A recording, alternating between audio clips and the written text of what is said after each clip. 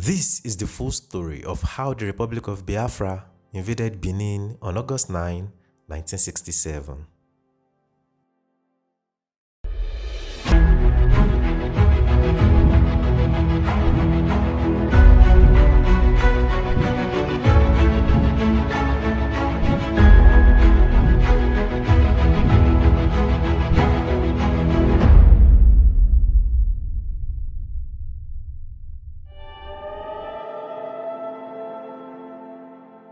"70 years after the British invasion of Benin, the ancient African city would be invaded again.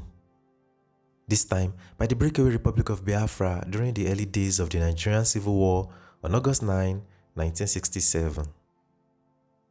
The Biafrans, led by Lieutenant Colonel Victor Banjo, captured Benin without a fight, as the governor, Lieutenant Colonel David Ejo, had fled the capital city on a bicycle for his mother's village on receiving news of the impending invasion.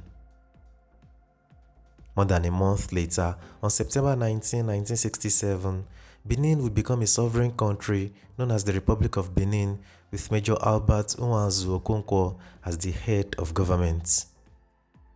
However, less than 24 hours after its establishment, Nigerian forces led by Lieutenant Colonel Murtala Mohammed recaptured the Republic of Benin.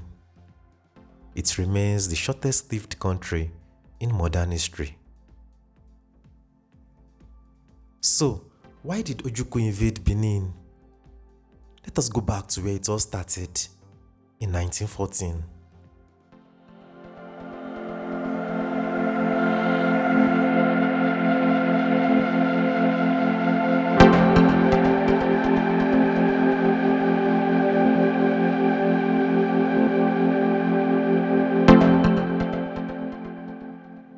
In 1914, the British colonial administration amalgamated the northern and southern protectorates to form a single colony now known as Nigeria. This amalgamation, which was a forceful merger of different identities, religions, and political classes, has been fingered as one of the root causes of the first military coup in Nigeria, which ultimately laid the foundation for the declaration of the state of Biafra and subsequently the brutal Civil War. In 1947, the Richards Constitution divided Nigeria into three political regions: the North, East, and West. As a result, the major ethnic groups Hausa, Igbo, and Yoruba dominated the three regions, respectively. Nigeria gained independence on October 1, 1960, and became a republic 3 years later in 1963. However, the quest for ethnic dominance, politicized ethnicity, insecurity, and competition over scarce resources brought about a high level of tribalism and nepotism at the expense of nationhood. As a result, the First Republic came to an abrupt end on January 15, 1966, after the first military coup that saw the assassination of some leading Nigerian politicians and senior army officers. Led by Majors Emmanuel Ifeajuna in the south, that is Lagos, and Chukwuma Kaduna Nzeogu in the north, that is Kaduna, the coup plotters eliminated the Prime Minister Abubakar Tafawa Balewa, the Premier of the North Sir Ahmadu Bello, the Premier of the West Chief Samuel Ladoke Akintola, the Minister of Finance Chief Festus Okotie-Ibo, and some senior army officers in Brigadiers Samuel Ademulegun, Zakaria Mai Malari, Colonel Skor Mohammed, and Raf Shodainde. Others are Lieutenant Colonels Yakubu Pam, Abugola Gema, and Arthur Chinyelu Inegbe. However, the president of Nigeria at the time, Dr. Nnamdi Azikiwe, the premier of the Eastern region, Dr. Michael Okpara, and the premier of the Midwest, Dennis Osadebe, escaped the carnage before dawn. By the time the coup plotters stopped firing, only the general officer commanding the Nigerian army, Major General Johnson Thomas Aguiyi-Ironsi, survived the onslaught. As a matter of fact, Aguiyi-Ironsi was the only survivor of the Nigerian Army High Command as of January 15, 1966. Although the motive for the coup remains debatable, it was initially met with applause and glee, especially in the south. However, The applause died as the diverse circumstances surrounding the coup came to light. All but one of the 5 majors who led the coup were Igbos from the east, while their victims were mostly people from the north and west. Only one Igbo, Lieutenant Colonel Arthur Chinyelu Unegbe, was killed. To make matters worse, the president Nnamdi Azikiwe was Igbo. The acting president Nwafor Rizu was also Igbo. The new military head of state Johnson Aguiyi-Ironsi was an Igbo soldier from Umuahia. A fine officer, no doubt, who was only 18 years old when he joined the Nigerian army. However, the general did not address the growing suspicions in the country, especially in the army, where the northern soldiers saw the intervention as an Igbo coup, one with a goal for the Easterners to dominate the country, with Aguiyi-Ironsi already at the helm. To make matters worse, Ironsi failed to bring the coup plotters to trial, granting they were imprisoned, while he carried out a military promotion where a majority were Igbo officers. Although the promotions were deserved, they deepened the hatred for the Igbo army officers, especially among the northerners. Decree 34 of May 24, 1966, promulgated by Aguiyi-Ironsi, worsened the situation, this time among the northern civil servants. The decree abrogated the federal system of government and substituted a unitary system which did not favor the northerners as they lagged behind the southerners in terms of education and development. This action confirmed Ahmadu Bello's fears in an interview in 1964. Well, the Igbos are more or less the type of people whose desire is mainly to dominate everybody. If they go to a village, to a town, they want to monopolize everything in that area. If you put them in a labor camp as a laborer, within a year they will try to emerge as headman of that camp, and so on. Well, in the past, our people were not alive to their responsibilities, because you can see from our northernization policy that in 1952, when I came here, there weren't 10 northerners in our civil service here. Then I tried to have it northernized, and now all important posts are being held by northerners. Is this policy of filling all key posts in the north solely with northerners and not with other Nigerians a temporary or a permanent one? In actual fact, what it is a northerner first. If you can't get a northerner, then we take an expatriate like yourself on contract. If we can't, then we can employ another Nigerian, but on contract too. This is going to be permanent, I should say, as far as I can foresee, because it will be rather dangerous to see the number of boys who are now turning from all our learning institutions, coming out with having no work to do. I'm sure whichever government of the day might be, it will feel rather embarrassed, and it might even lead to bloodshed. Doesn't this damage the idea, sir, of all people in all regions in Nigeria being fellow citizens of one country? Well, it might, but you are, new to our region, but how many northerners are employed in the east or in the west? The answer is no. And if there are, there may be 10 laborers employed only in the two regions. To make matters worse, the military governor of the East, Lieutenant Colonel Emeka Ojukwu, in a reaction to Decree 34, quickly announced in a broadcast that some Igbo civil servants in the region would be transferred to the Northern Civil Service. This announcement worsened the growing tensions in the north, especially in the army, as the wives of these soldiers taunted them as cowards who could not avenge the deaths of their leaders in January. As a result, on the night of July 28 through the morning of July 29, 1966, the Northerners finally had their revenge. The head of state, Aguiyi-Ironsi, who was on a visit to Ibadan, was killed alongside his host, Lieutenant Colonel Francis Adekunle Fajuyi, the military governor of the Western region. The counter-coup remains Nigeria's bloodiest, as 42 high-ranking officers and over 130 in other ranks, mostly Igbos, were persecuted, tortured, and killed. It did not stop there. The killing spree spread like wildfire across the north for the next few months as many Igbo civilians who had nothing to do with the coup were slaughtered while their properties were looted. The military governor of the north, Lieutenant Colonel Hassan Katsina, was helpless, and it took the intervention of Emir Ado Bayero of Kano for the killings and looting to stop.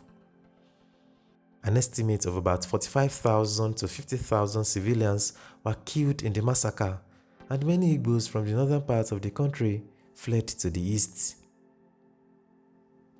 After 3 days of uncertainty, Lieutenant Colonel Yakubu Gowon, the Chief of Army Staff and the most senior northern officer in the Nigerian Army, was chosen as the new head of state and Supreme Commander of the Nigerian Armed Forces. Gowon would rule the country for the next 9 years.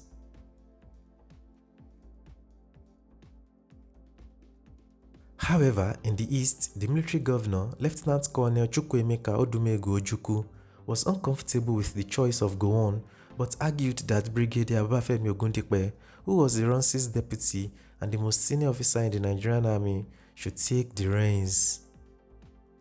But Murtala Mohammed and the other coup plotters were adamant.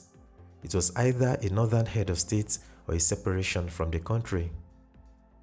With the intervention of the British High Commissioner, Gowon was chosen to lead the country after Ogundipe had fled to London. Quickly, the new head of state overturned Aguiyi-Ironsi's Unification Decree 34 and reinstated the federal system, but the killings and the genocide of the Igbos in the north continued.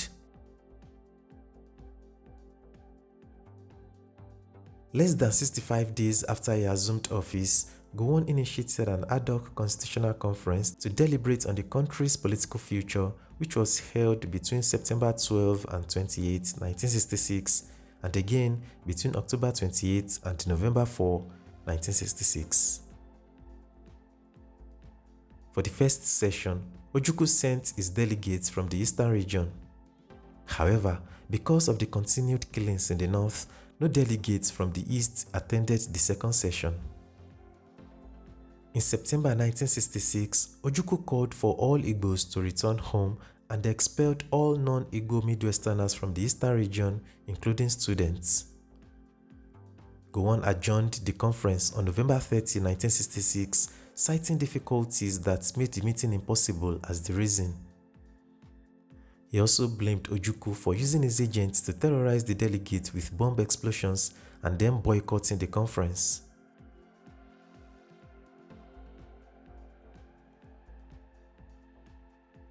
Unresolved issues and the failure of the conference led to the meeting in Aburi, Ghana, which birthed the Aburi Accord.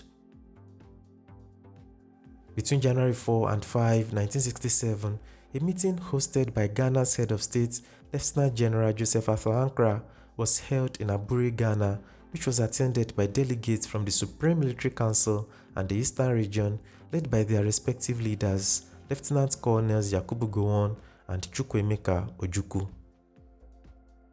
The purpose of the meeting was mainly to prevent the outbreak of hostilities in the country, but the accord became a source of contention for both sides due to divergent interpretations. The results of the meeting did not yield all of Ojukwu's demands, but led to Decree 8, which he rejected.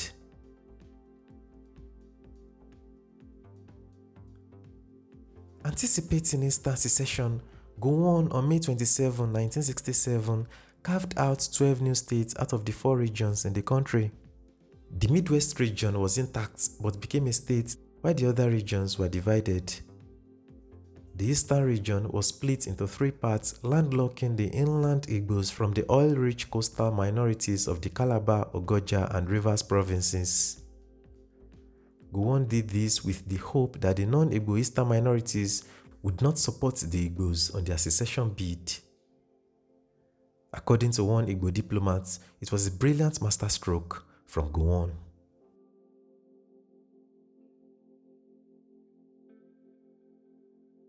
After a series of meetings with the East Regional Consultative Assembly on the way forward, on May 30, 1967, Ojukwu proclaimed the eastern region as an independent Republic of Biafra. Subsequently, Gowon announced the abrogation of the creates, promoted himself to Major General, and expelled Ojukwu from the army. On July 6, 1967, the first shot of the Nigerian Civil War was fired. However, Ojukwu had other plans. He would take the war to Gowon himself. But to do that, he needed to go through the Midwest region with the capital at Benin City. Interestingly, Benin had no army units or formation. Its neutrality also made it vulnerable. Thus, for the first time in 70 years, Benin would be invaded again. This time, it was easier.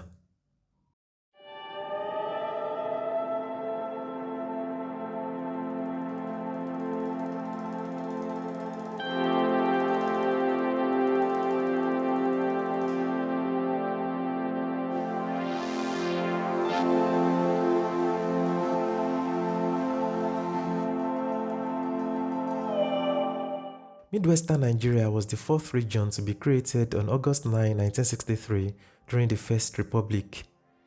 It remains the only state to be created by a civilian administration in Nigeria's post-independence history.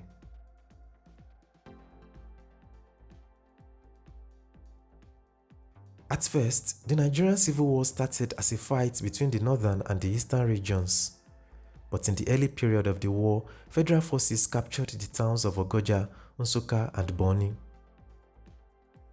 To divert the attention of the federal forces from capturing Enugu, which was their next target as it was Biafra's capital, Ojukwu invaded the Midwestern states.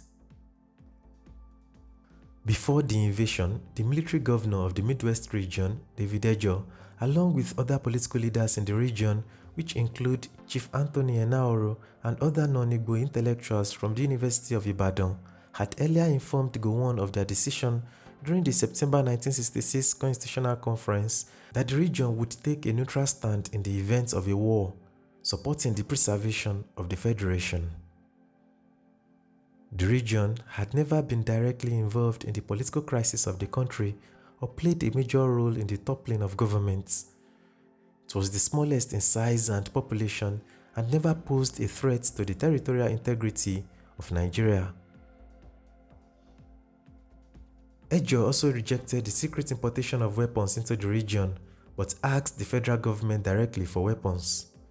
He had insisted on the region not being sucked into the war. Hence, only a small consignment of weapons was sent to add to the 20-odd Mark IV rifles held by the 300 soldiers stationed in the region, and 3 keys to the armory were made available. This complex arrangement, coupled with no efforts being made to raise any troops, the Biafran forces were able to easily swoop in and take over. On August 9, 1967, a motorized rifle brigade having 3,000 Biafran soldiers, commanded by Lieutenant Colonel Victor Banjo, crossed the Niger Bridge at Onitsha into Asaba. Designated as the Midwest Expeditionary Force or 101st Division or the Liberation Army of Nigeria, and transported in over 100 trucks and civilian vehicles, the Biafran invasion of the Midwest, codenamed Operation Touch, had begun. Upon their arrival, they split up into 3 battalions. Unknown to Banjo, a Midwest Igbo officer, Lieutenant Colonel Oche, led a unit to attack the government house in Benin in a bid to capture Ejo dead or alive, following orders from Ojukwu. Fortunately for Ejo, he was able to escape to his mother's village on a bicycle. The 12th Battalion planned to have breakfast in Benin and then proceed to Ibadan and Lagos from Ore and Okitikupa, but they were stalled in Benin for 3 days by the back and forth arguments between Ojukwu and Banjo on whom to appoint as the governor of the Midwest. Ojukwu later chose a Midwest Igbo medical officer, Major Albert Nwanzu Okonkwo, to govern the region. The new Midwestern military administrator, Major Okonkwo, imposed a dusk to dawn curfew, and only those with passes could move freely at night. Some military officers prevailed on the traditional rulers in the Igbo-speaking areas of the state to sign petitions calling for a merger with their kindred in the east, and local governments were instructed to donate materials to be taken to Enugu to assist in the war. Soon, the 2nd Infantry Division, which had been hastily organized, was making its way to Benin City, headed by Lieutenant Colonel Muritala Mohammed. On September 19, 1967, Major Okonkwo's title was changed from Military Administrator of the Midwest Region to Governor of the Autonomous, Independent and Sovereign Republic of Benin. Sadly, this turned out to be the shortest-lived republic in history, because on September 20, 1967, less than 24 hours later, Benin City was recaptured by troops of the 2nd Infantry Division of the Nigerian Army.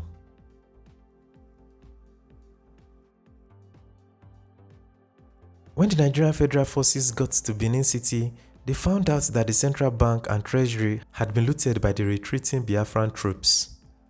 Aside from the fierce gun battle at the Benin prison, there was no major fighting in Benin. The main assault was through Ologbo Creek, with subsidiary assaults through the Jameson River from Sakwoba and Ogoton Creek from Gelegele. Crowds lined the streets celebrating the recapturing of their city, while Ojukwu blamed the Biafran soldiers for failing to stop the advance of the Nigerian forces.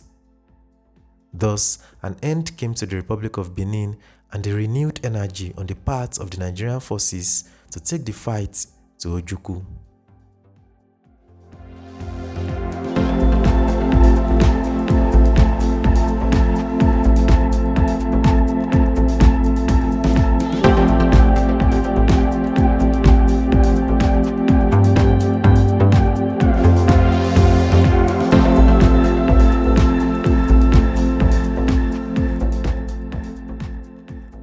The Biafran invasion of the Midwest, which was later declared the Republic of Benin, turned out to be a disastrous political miscalculation which dissipated sympathy for their cause in the region.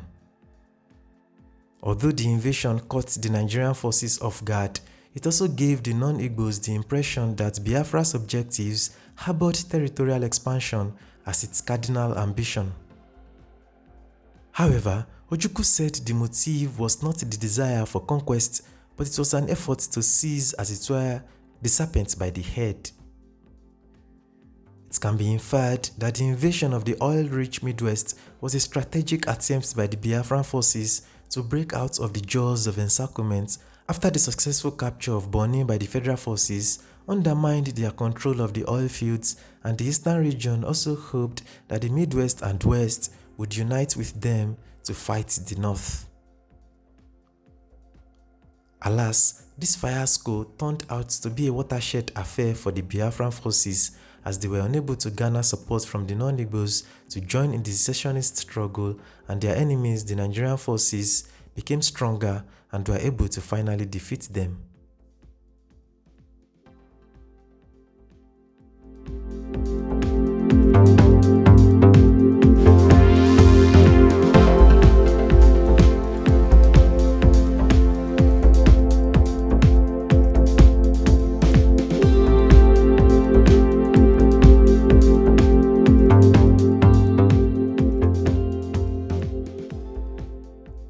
However, for the next 28 months, the conflict between the federal government and the secessionist state of Biafra continued, resulting in the deaths and displacement of over 3 million people. The war ended with Ojukwu fleeing the country to Côte d'Ivoire, while his deputy, Philippe Effiong, surrendered to the Nigerian forces on January 15, 1970, declaring an end to the Republic of Biafra. I, Major General Philippe Effiong, officer administering the government of the Republic of Biafra, now wish to make the following declaration: that we affirm we are loyal Nigerian citizens and accept the authority of the Federal Military Government of Nigeria, that we accept the existing administrative and political structure of the Federation of Nigeria, that any future constitutional arrangement will be worked out by representatives of the people of Nigeria, that the Republic of Biafra hereby ceases to exist.